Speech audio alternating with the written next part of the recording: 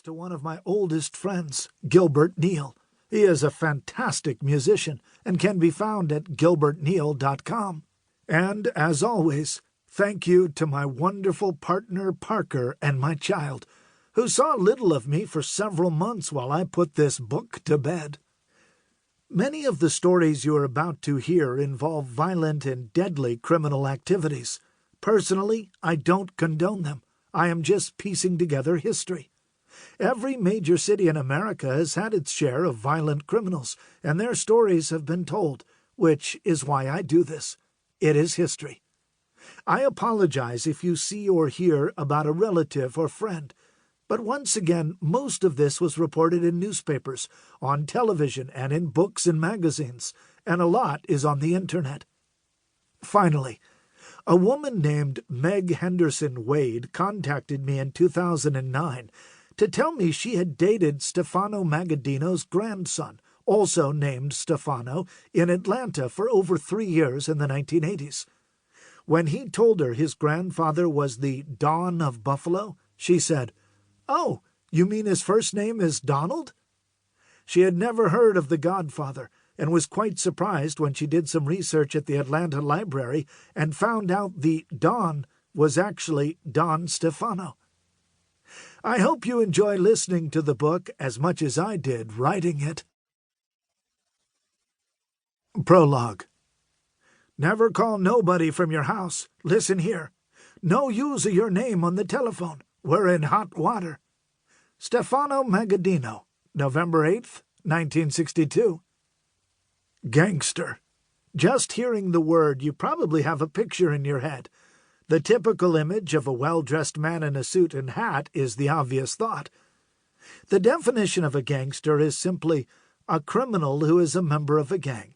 Some gangs are considered to be part of organized crime, and gangsters are also called mobsters.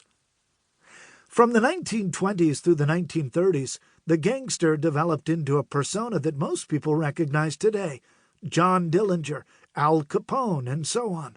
They all had monikers, either given by the police or the press: Babyface, Pretty Boy, Millionaire Kid.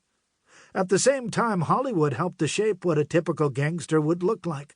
The late 1920s saw several gangster films released, and in 1930, one of the biggest, Little Caesar, starring Edward G. Robinson, created a character that people recognize: the fame, respectability, and wealth, the rise in power, and eventual downfall.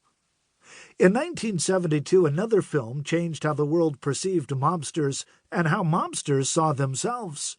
The Godfather, with its star-studded cast, made the life of a mobster seem glamorous and dangerous. Mafioso watched it and started to imitate the movie. The kissing of the Godfather's ring was not something that happened in real life prior to the movie, but mobsters and the wannabes around them all fawned over the movie. In western New York, the pattern of gangsters and mobsters was similar to the national scene. During most of the 1920s and 1930s, criminals certainly fell into the gangster category, and although this is a gangster guide, suffice it to say that many of the people in the book are nothing more than common criminals. Some definitely had mafia ties, since the local boss, Stefano Magaddino, would never have let money slip through his hands without taking a cut.